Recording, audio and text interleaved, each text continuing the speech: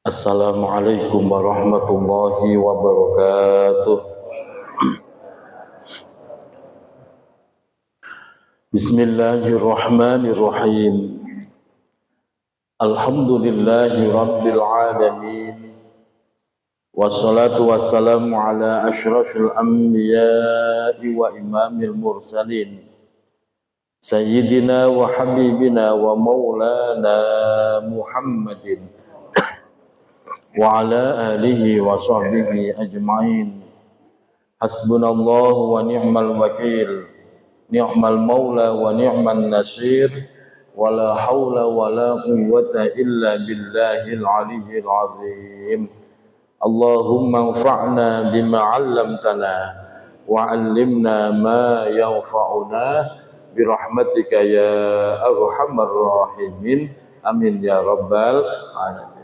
Al-Mukarramun, seluruh pengurus DKM Masjid Jami Al-Faronggo, Ketua DKM Bapak Haji Abdul Jabbar, seluruh para guru, para asatidz, orang tua kita, Bapak Ustadz Burhanuddin, Bapak Ustadz Haji Rosim, Bapak Haji Karnadi, dan seluruh para tokoh masyarakat, Bapak RT, Bapak RW, seluruh jamaah Bapak Ibu yang hadir pada kesempatan malam hari ini, semuanya semoga kita semua senantiasa Allah sehatkan lahir batin kita, Allah tambah-tambah keberkahan hidup kita, Allah istiqomahkan kita di dalam kebaikan, dan kelak diwafatkan dalam keadaan husnul khotimah. Amin ya rabbal alamin. Alhamdulillah wa syukrulillah. Pada kesempatan malam hari ini kembali Allah kumpulkan kita di salah satu taman surganya Allah, yaitu majelis ilmu. Semoga ini semua menyebabkan Allah ridho dengan kita semuanya, sehingga nanti Allah kumpulkan lagi di surganya Allah.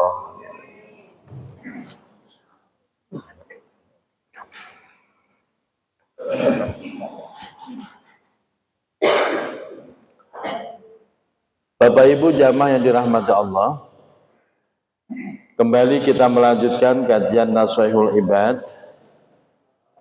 Pak Saidi, nyari senderan Pak Saidi. Ya.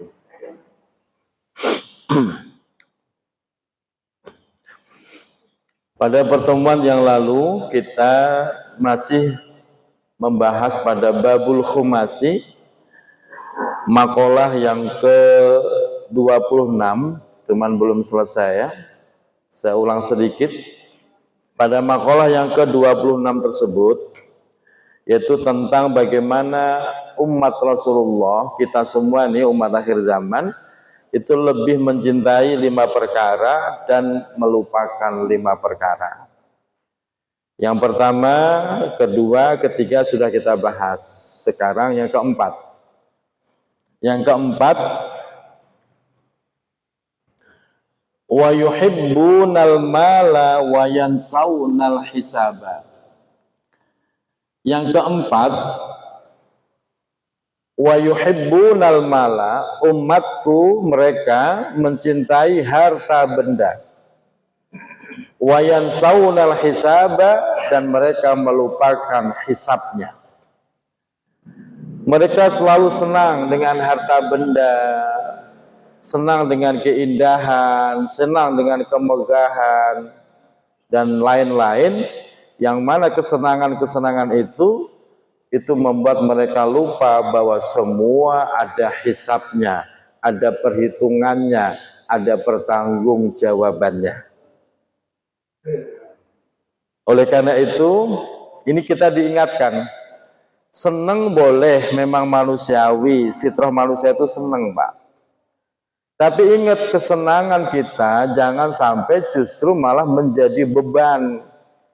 Beban kita besok ketika menghadap kepada Allah Subhanahu wa ta'ala. Ibu, bapak senang motor, silahkan. Tapi pastikan motor itu benar-benar bapak ibu manfaatkan untuk kebaikan, untuk ibadah, sehingga motor itu menjadi pahala yang luar biasa yang akan menolong kita besok di kehidupan akhirat. Jangan karena senang motor, setiap ada keluaran terbaru beli. Ada keluaran terbaru beli. Apa baik merek ada di rumah. Dipakainya enggak, cuman dikoleksi. Orang seperti itulah orang yang lupa, dikiranya kalau nggak dipakai nggak ada hisapnya, justru malah dihisap berat. Nah, makanya para penghobi susah kalau bilangin orang hobi, Pak. Ya, hobi apa? Ya apa saja. Dulu ada hobi batu cincin, ya, luar biasa itu, orang nggak cukup satu tuh batu cincin, betul? Bisa seplastik resak gitu. Bisa setoples itu pasti ke situ. Pengen batu ini, batu itu, kalau nggak ada puas-puasnya. Yang hobi sepeda ya begitu, sepeda ini, sepeda itu. Apalagi yang hobi barang antik lebih parah itu, Pak. Nggak masuk akal, itu barang tahun berapa, belinya harga berapa, itu nggak masuk akal. Katanya kalau makin tua makin mahal, gitu kan? Kalau barang antik. Kalau orang antik makin tua, pokoknya Bapak senang boleh, hobi kebangetan jangan. Sebab kalau udah hobi biasanya menutup hati, menutup akal. Orang kalau hobi susah dibilangin susah. Istrinya minta uang belanja, anaknya minta jajan, bilangnya nggak ada duit. Tapi giliran mancing, ada baik duitnya. Emang hobinya mancing. Ada begitu ya? Dibila-bilain, Pak. Jangan. Itu dihisap. Apalagi barang haram. Wah, lebih parah lagi, Pak. Yang halal aja hisapnya berat, apalagi yang haram. Hati-hati. Ibu seneng koleksi jilbab sampai tumbuk-tumbukan. Ya, Masya Allah. Saya yakin di rumah ibu ada 10 biji lebih kan? Ada hisapnya nggak itu, Bu? Ada, Pak. Hisapnya berat itu, Pak. Makanya kalau punya baju, biar menjadi pahala, dipakai. Punya jilbab, pakai. Pakai buat ibadah. Kalau nggak dipakai, kasihkan orang biar dari sedekah. Jangan ditumbuk, dikoleksi, katanya, oh jangan ini sejarahnya mahal. Ini kenangannya sangat berharga, ditumbuk-tumbuk, buat apaan? Maka saya selalu berpesan kepada keluarga yang ditinggal wafat, entah itu suaminya, tinggal wafat istrinya, saya bilang, itu baju almarhum atau almarhumah, kalau memang ahli waris nggak mau, langsung disedekahkan siapa yang mau. Enggak, Pak Ustadz, ini rencana kita simpan buat kenangan. Buat apa? Malah berat-beratin si mayit. Berat-beratin sih. Sedekahkan saja, biar si mayit malah senang dapat pahala. Jadi Bapak nggak usah pakai nyimpen barang buat kenangan. Kenangan itu cukup simpan di hati. Ntar hilang enggak, kalau ngukirnya kuat, diukir dengan tinta emas, awet tuh kenangan, nggak bakal luntur. Jadi nggak usah sampai dalam bentuk barang-barang itu, nggak usah. Nah itu malah jadi beban kepada almarhum dan almarhumah. Saya termasuk orang yang nggak bisa mewarisi barang-barang abah saya. Bajunya banyak, sarungnya banyak, nggak bisa. Kenapa? Karena ukurannya beda. Abah saya L, saya double XL, nggak masuk gitu. Tapi saya tetap dibagi sama abang saya nih, Om, terserah, saya sedekahkan semua. Saya cari orang yang kira-kira pas, yang kira-kira mau nggak pakai, tapi buat ibadah ya, pakai semua. Jadi sampai baju, celana, sarung apa, sendal, ya nggak bisa, karena beda ukuran. Saya sedekahkan semua. Nah, tujuannya apa? Biar tidak berat berarti hisabnya almarhum atau almarhumah. Begitu, Pak. Jadi semua itu akan dihisab. Dan yang terjadi saat ini, kebanyakan orang lupa. Dia senang koleksi. Apalagi yang hobi burung, Masya Allah. Di rumah itu burung banyak bener. Ada begitu? Perkutut ada berapa Pak Roy? Ada hisabnya nggak kira-kira burung itu Pak? Ada hisabnya nggak burungnya itu Pak? Ada. Biar nanti jadi pahala, bagiin. Ayo siapa tetangga yang mau burung, ambil. Nah, kira-kira begitu Pak. Gitu. Biar hisabnya nggak berat. Kemarin saya ngisi pengajian di sebuah rumah. Saya lagi ngaji, itu suara murai cakep bener, rame bener itu. Ternyata belakang rumah itu penangkaran burung murai. Saya bilang, sebulan bisa berapa ekor? Sebulan bisa 6, kadang 9. Dijual, kadang ya dijual, kadang dikoleksi. Saya bilang, biar Bapak besok hisapnya nggak berat, anterin ke Kanzur Rahmah. Saya bilang begitu. Tapi nggak dianterin Pak. Artinya apa? Ya itu tadi, orang itu kalau udah seneng Pak, nggak peduli hisapnya berat, yang penting gua seneng. Nah ini Pak, yang bahaya kan begitu. Semuanya. Bapak punya istri, ada hisapnya nggak Pak? Pak? Ada. Ya udah, makanya jangan nambah istri. Jangan berat, satu aja berat. Bapak punya istri 1, itu hisapnya Masya Allah, beratnya luar biasa. Karena dosa istri ditanggung suami. Itu hisapnya berat, maka 1 aja cukup. Nggak usah berpikir pengen poligami 2, 3, 4, nggak usah. 1 dulu habisin. Kalau udah habis Pak, nah baru silahkan cari lagi, begitu ya Sabiran ya. Jadi 1-1, jangan langsung koleksi 2, 3, jangan Om, berat ya. Berat biayanya, berat hisapnya. Makanya jangan berpikir itu sama, dihisap semua. Yang berikutnya sampai Pak, yang berikutnya yaitu yang kelima, wa yuhibbunal khalqa wa yansawnal khaliqa. Wa yuhibbunal khalqa, umatku mereka semua cinta kepada makhluk. Wa yansawnal khaliq, melupakan sang khaliq, yaitu sang pencipta. Seneng Pak sama makhluk. Bu, Ibu lebih banyak berterima kasih sama orang apa sama Allah? Serius.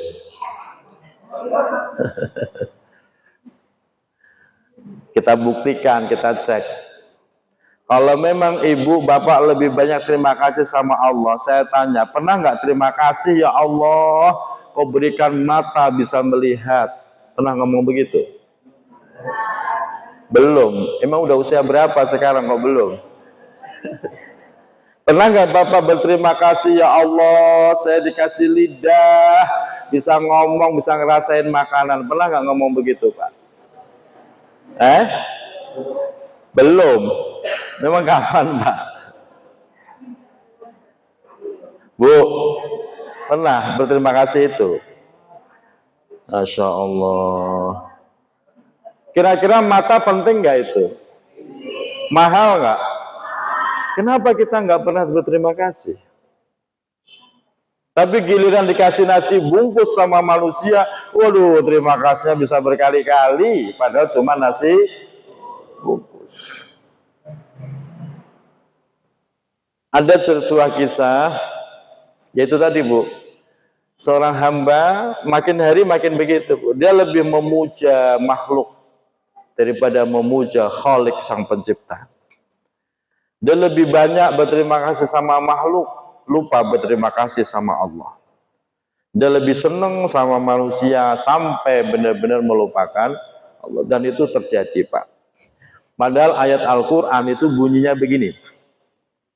Dalam surah Luqman, Anishkurli wali walidaika ilayyal masir. Anishkurli, kalian tuh bersyukurlah kepadaku. Terus kedua kepada siapa? Wali walidaika, bersyukurlah kepada kedua orang tuamu, Pak. Jadi kalau mau berterima kasih, urutannya pertama, berterima kasihlah kepada Allah. Karena kita itu hanya sebongkah daging, sebongkah kotoran yang dikasih ruh, biar kita bisa menikmati hidup, beribadah kepada Allah. Kok dikasih hidup ternyata nggak ibadah, itu namanya orang nggak berterima kasih. Apalagi kalau diperinci satu-satu, Masya Allah, banyak sekali nikmat Allah yang belum kita ucapkan terima kasih sampai detik ini. Betul?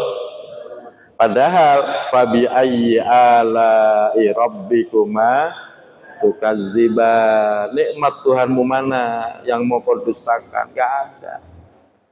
Setelah kita berterima kasih sama Allah, berterima kasihlah kepada kedua orang tua.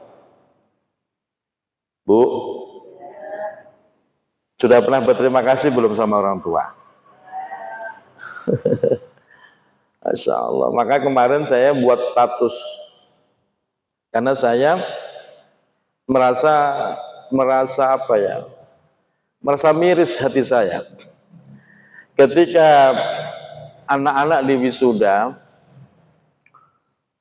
sebagian luar biasa, dia berterima kasih sama gurunya, berterima kasih sama temannya, bahkan menganggap idola dia adalah si A, si B, si C, orang-orang hebat, orang-orang sukses. Saya miris, kenapa nama orang tua nggak kau sebutkan? Padahal orang kaya, orang yang paling dermawan, itu ya orang tua kita. Betul?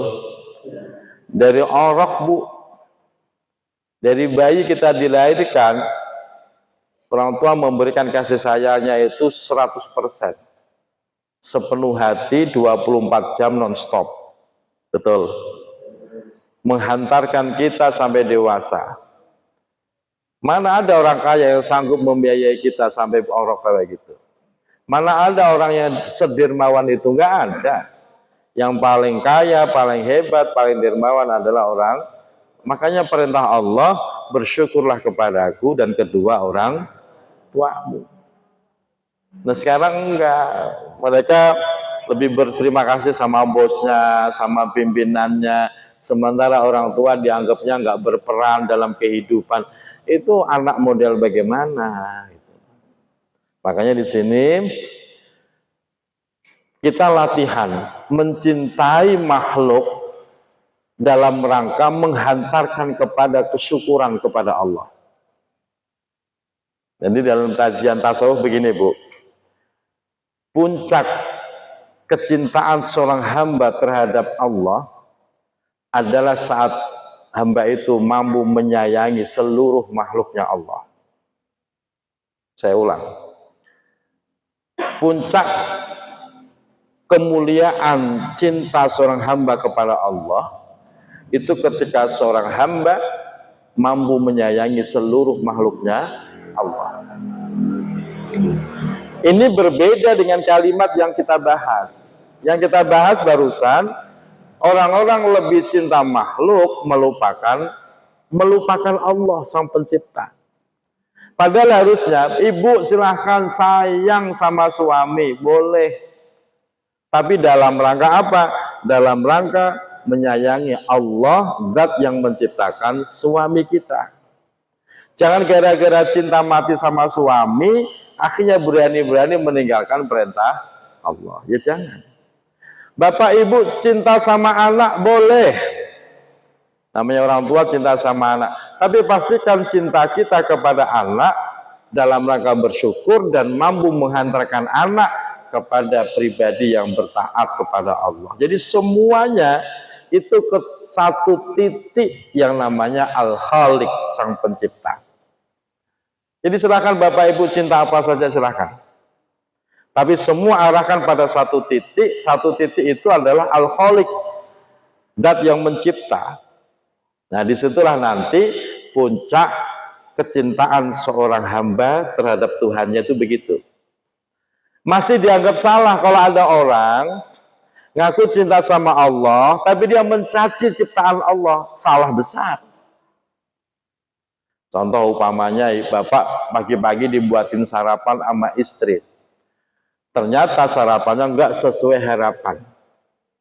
Terus bapak caci itu. Sarapan kayak begini, enggak ada enak-enaknya.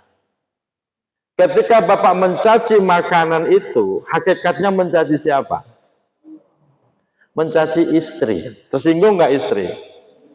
Ketika bapak mencaci istri, itu hakikatnya mencaci siapa? Sang pencipta istri, yaitu Allah Subhanahu wa ta'ala. Makanya orang yang benar-benar mencintai Allah, dia tidak akan berani mencaci makhluknya Allah.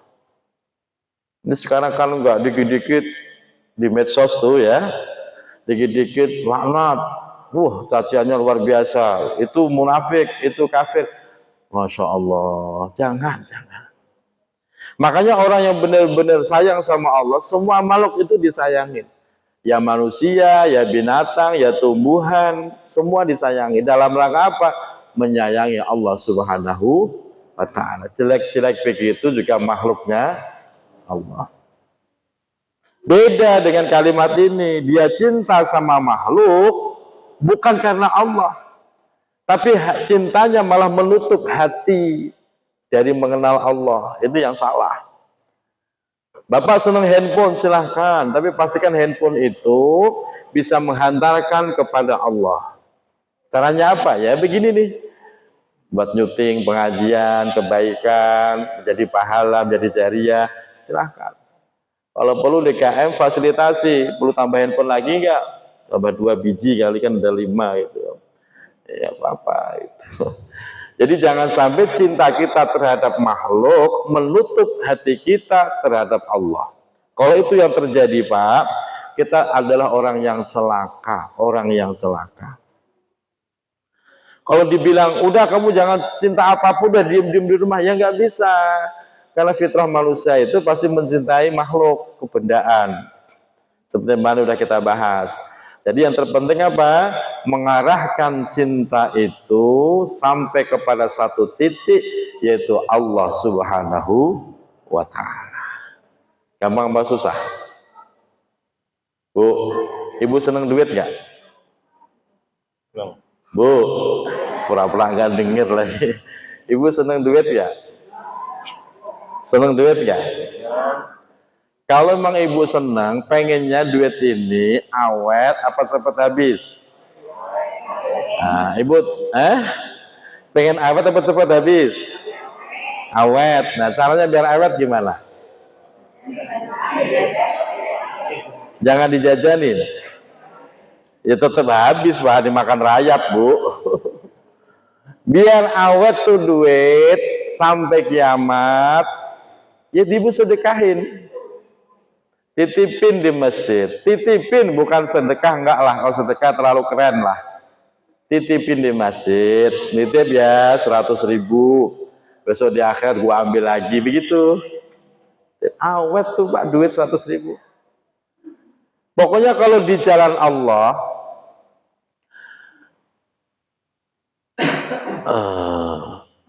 ada sebuah ungkapan, saya lupa.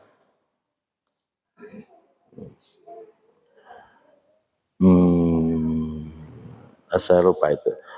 Intinya begini, apapun yang kita persembahkan kepada Allah itu dijamin awet, sampai hari kiamat dan akan menghantarkan kita sampai ke pintu surganya Allah. Itu dijamin, Pak. Apapun, entah itu harta benda, entah itu tenaga, entah itu ilmu, pikiran, perhatian yang kita curahkan kepada Allah, itu merupakan manifestasi, merupakan investasi yang paling bagus, yang paling berharga dan paling bernilai dan menolong kita besok di kehidupan akhirat. Makanya berapapun duit yang Bapak Ibu sedekahkan, yang Bapak Ibu miliki, pastikan Ibu ambil untuk sedekah, biar Ibu nggak rugi nanti. Kalau cuma berpikir, wah untuk biaya makan, biaya minum, biaya ini itu sifatnya sementara. Tapi untuk akhirat jangan pernah dilupakan. Berapa persen? Monggo semampunya Bapak Ibu. Mampunya 2,5%, monggo. Mampunya 10%, monggo. Mampunya 50%, monggo. Karena nanti sahabat juga beda-beda, Pak. Kalau Sayyidina Abu Bakar itu 100%. Ada sebuah kisah ketika Rasulullah akan berperang, dikumpulkan para sahabat, wahai sahabatku, kita akan melakukan sebuah peperangan, melawan serangan daripada orang kafir. Dan itu butuh biaya yang besar. Siapa yang ingin bersedekah membantu agama Allah, silakan. Ditanya tuh, Abu Bakar, kamu berapa? Jawab Abu Bakar, aku sedekahkan seluruh hartaku ya Rasulullah. Sampai Rasulullah mengulang, lah bagaimana buat keluargamu? Buat keluargaku, Allah wa Rasuluh. Cukuplah Allah dan Rasulnya. Itu Abu Bakar, Pak. Umar bin Khattab ditanya, bagaimana engkau wahai Umar bin Khattab? Aku sedekahkan separuh hartaku, ibarat semangka belah dua. Jadi level keimanan seseorang itu beda-beda. Nah mungkin kita belum sampai ke level Abu Bakar. Jangan, saya bilang juga jangan dulu. Takutnya Bapak sedekahkan semua, terus Bapak sampai rumah cerai sama istri, bahaya Pak. Iyalah Bapak sedekah semua, istri nggak terima, cerai ya. Nah, makanya jangan 100%. Berapa kek?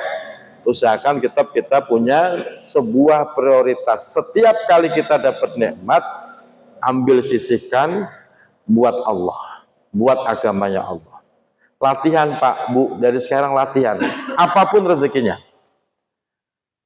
apapun profesinya. Umpamanya kok mohon maaf, umpamanya ada yang kerjaannya nge-grab umpamanya. Sekali tarik dapat berapa? 30.000. Bapak ambillah dari 30.000 itu, terserah mau 3.000-nya boleh, segera masukin di jalan Allah. Nanti ada lagi, narik lagi, dapat 20.000, ambil lagi berapa, sisihkan terus. Biar kita tidak jadi orang yang rugi, udah capek, ya kan, duit sampai rumah juga habis, di akhirat nggak punya tabungan. Ini makanya kalau bisa ya di dunianya nabung, di akhiratnya juga nabung. Jangan sampai dunianya kosong, akhiratnya kosong. Jangan. Nah disinilah bagaimana kita diajarkan untuk mencintai Al-Khaliq segala-galanya. Kalau toh kita harus mencintai makhluk, itu dalam rangka sarana untuk mencintai Allah. Silahkan. Senang baju yang bagus-bagus, silahkan beli. Tapi buat ibadah. Jangan disimpan, kondangan doang dipakai, jangan.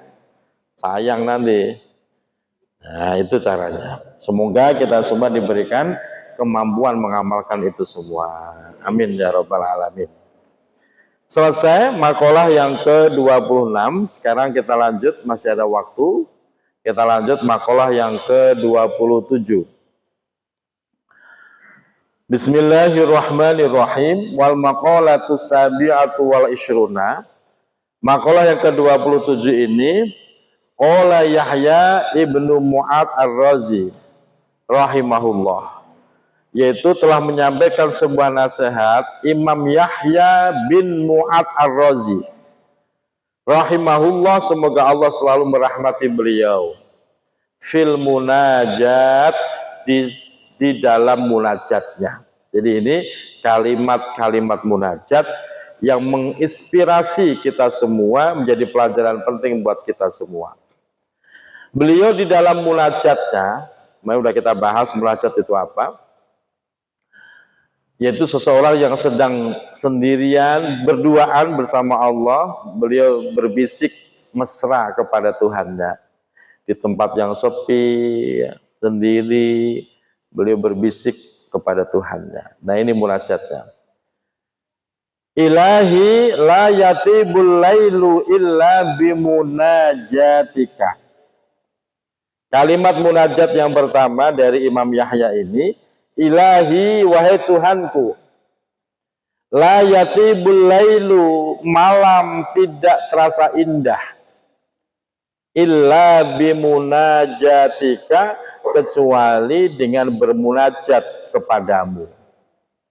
Bu, orang kalau sudah mengenal Tuhannya dengan baik, dia itu sangat menikmati kesendiriannya. Sendiri doang, sendiri dia baca Quran, sendiri dia zikir, sendiri dia muhasabah, sendiri doang. Di tengah malam orang-orang pada tidur, terlelap, sepi, dia merasa asik bersama Tuhannya. Itu namanya munajat. Makanya sempetin Pak, Bu, sempetin setiap malam ada waktu yang Bapak luangkan untuk berdua-duaan hanya dengan Allah. Walaupun cuma 5 menit, 10 menit saja. Nanti Bapak Ibu rasakan bagaimana Allah menyuburkan keimanan kita. Yang tadinya suka galau itu akan hilang dengan sendirinya. Yang tadinya banyak masalah itu satu-satu akan Allah selesaikan dengan cara yang indah. Yang tadinya stres mulu, stresan itu akan diganti dengan sebuah kesabaran yang luar biasa. Jadi sempetin setiap malam untuk berduaan dengan Allah tanpa ada gangguan apapun. Itu maka malam itu akan terasa begitu indah, begitu menyenangkan. Pagi hari Bapak Ibu akan diliputi kebahagiaan. Di hati ini rasanya girang. Orang nanya juga bingung. Kayaknya girang banget, ada apa sih? Ya nggak tahu, pokoknya girang. Itu hasil munajat, Pak. Girang gitu. Suasana hati itu enak. Walaupun gak megang duit tetap enak hati. Beda, kenapa seneng? Habis terima duit nih.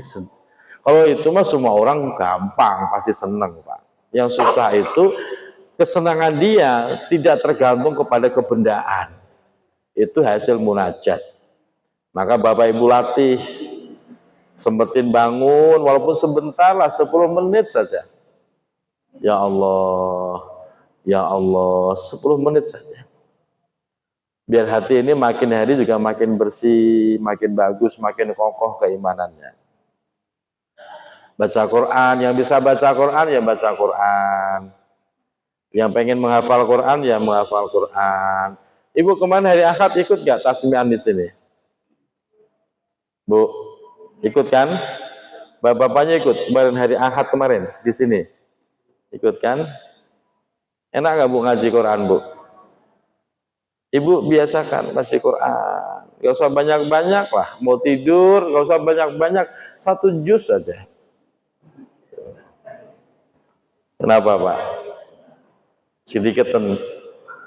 Sedikitan apa kebanyakan? Banyakan. Yes, ya semampunya lah. Yang penting baca. Kalau pengen mendapati malam ini penuh dengan keindahan, sempetin munajat. Yang kedua, wala yatibun naharu illa bi ta'atika. Wala yatibun nahar, siang tidak terasa indah. Illa bi ta'atika, kecuali dengan taat kepadamu. Pak, orang kalau tidak menemukan kebahagiaan saat beribadah, itu bahaya sekali loh, Pak. Bahayanya apa? Dia akan mencari kebahagiaan di tempat kemaksiatan. Saya ulang, Pak. Orang kalau nggak bisa menemukan kebahagiaan saat ibadah, dia akan mencari kebahagiaan dengan cara maksiat atau di tempat kemaksiatan. Itu bahayanya. Kenapa? Karena semua orang intinya pengen mendapatkan kebahagiaan. Cuman ada yang jalurnya benar, ada yang jalurnya salah. Maka pastikan ketika Bapak ibadah, serius. Kita sholat, serius. Biar Bapak menemukan kebahagiaan di dalam sholat itu. Kalau orang sudah menemukan bahagia saat ibadah, dia nggak akan mencari bahagia di tempat maksiat. Saya jamin itu. Betul? Ngapain maksiat mabuk? Toh saya menemukan kebahagiaan ketika sholat. Ngapain saya harus bermaksiat main judi? Saya sedekah di masjid aja udah girang banget. Itu dilatih, Pak. Saya kemarin dari Kudus ke sini, Pak. Saya baru nyampe tadi subuh. Naik bis saya, Pak. Tiket saya 3B. Begitu saya udah duduk, tahu-tahu datang perempuan muda. Bentar dulu. Permisi Pak, saya 3A. Berarti kan sebelah saya, Pak.